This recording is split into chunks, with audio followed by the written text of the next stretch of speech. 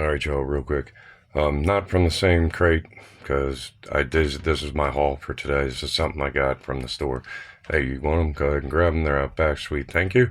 These are the ribs for...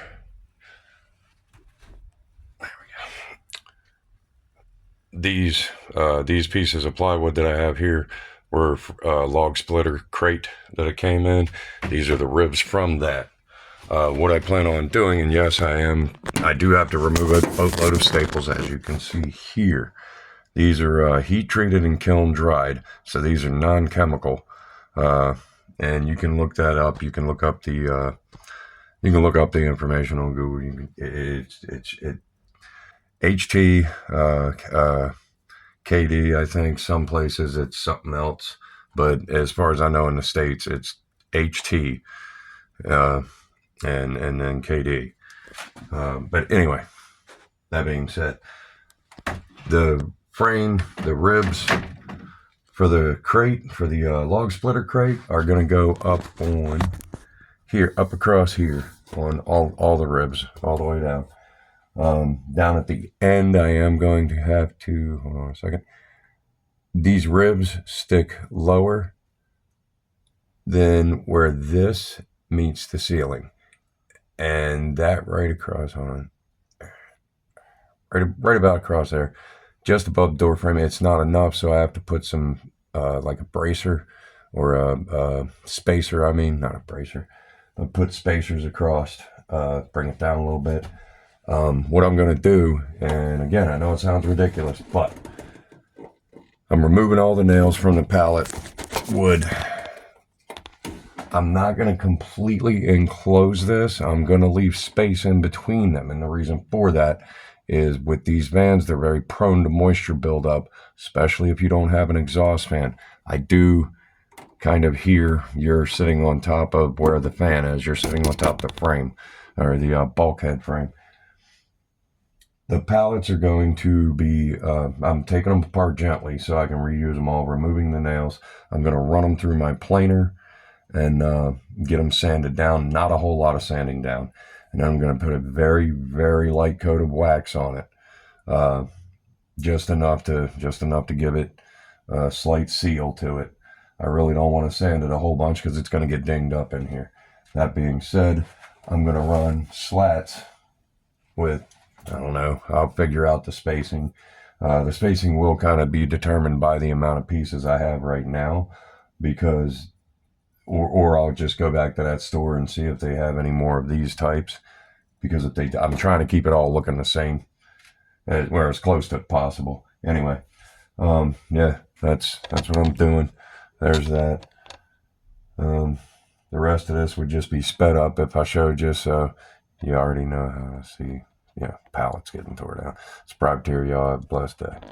One more thing, too, when it comes to your tools, I know a lot of people crack jokes about people having Harbor Freight tools and stuff like that, but, and, you know, salvage stuff. You ain't got to have the best tools, because if you got a decent enough tool, I mean, if you ain't putting it through full-on professional level stress, you know, it should hold up for a while, even if they're fairly inexpensive. But as long as you learn how to use them and get efficient with it, even though it may cost you something then and there, learning how to use that tool is going to make you more self-sufficient, which is going to save you money in the long run. You know, anyway, learning to salvage, it helps to save you money or something. Yeah, I know. I hope you can, yeah, you can see the slat there and across there. Those are all the way across. This is kind of, I'm doing it for the open space. I am going to be adding these in, and it's going to do the same thing, give the same kind of spacing there, if you see. Now we'll go to here so you can see the wider view. Compared to last night, damn, bouncing right off of there. A little bit further along, yeah. Anyway, again, these spaces, it's about a hand's width. Reason for that, I did not want to close all this in, and the reason for that is I want ventilation in here. I am going to be, there's a shelf unit here. There we go. That shelf unit's going to come out. I've got to bring the weight down because these are very high. I mean, you can hear the wind driving around right now. It's like a sailboat with no keel. Anyway, yeah, this is another step. The reason why I'm not showing everything is because you have to take all the little staples out, and then you got to cut all your screws because your screws, yay. You don't have, I'll get back to you when there's not an ambo going on. All right, no ambo.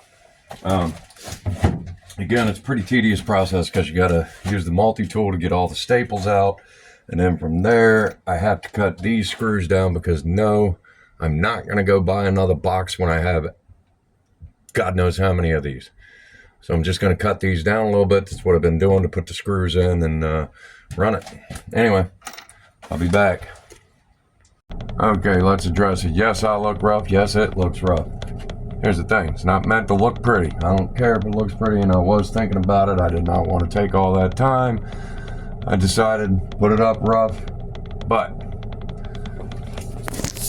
if you notice, and this, I've got one here, I've got to fill these in, which if you see this one here, I have a bracer going across.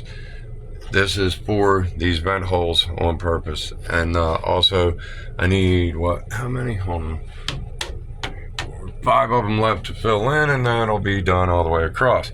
The reason for the vent holes, let's get you over here, Mr. Light. If you can see, the reason for the vent holes is, again, circulation, air circulation. I have a, zoom in. I know you can't see it all too well, but it is a trucker fan. And that pushes some serious heat. Anyway, it does also have in it, come on. I have the layer of foam cut out as well. And again, the reason for all this is that circulation, the layer of foam. I still have to put foam in down along here.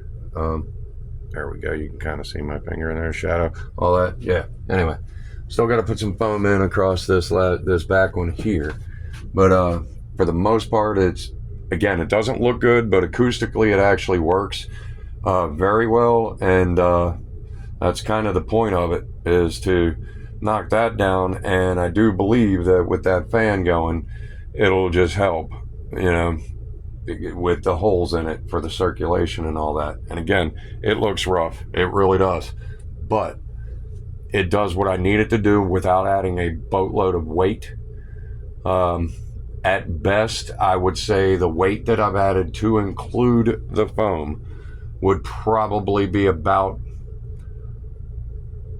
maybe 2 pallets, maybe the weight of 2 pallets, which this is a diesel truck. It can haul some serious weight. That's not really a whole lot. And yes, everything else will eventually be cleaned up and cleared out and all that. This needed to get done, and I had the opportunity to get the stuff. So this is the long extended version. I will be dropping multiple videos from this. Anyways, Privateer, thank you for hanging out and enjoying. And again, got to finish up down there, and then it'll be completely done. Y'all have a blessed day. Bye. Okay, very last entry on this one. This is up by the cab there. I filled in that. I did have some scrap pieces. Yeah, no, I could have flipped it and made it look the same, but screw it. But this is the rest of it.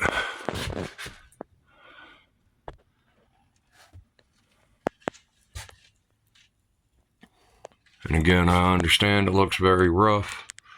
It's not my concern. My concern is the practicality of it. And I took it for a quick spin around the neighborhood and then out onto the highway for a little bit, came back, and it's reducing it significantly enough. It is also, with my heater in here, it's also the difference in air temperature between right here and up inside here is probably 5 to 10 degrees more, if not higher. Anyway, it's Privateer. Y'all have a blessed day. This is the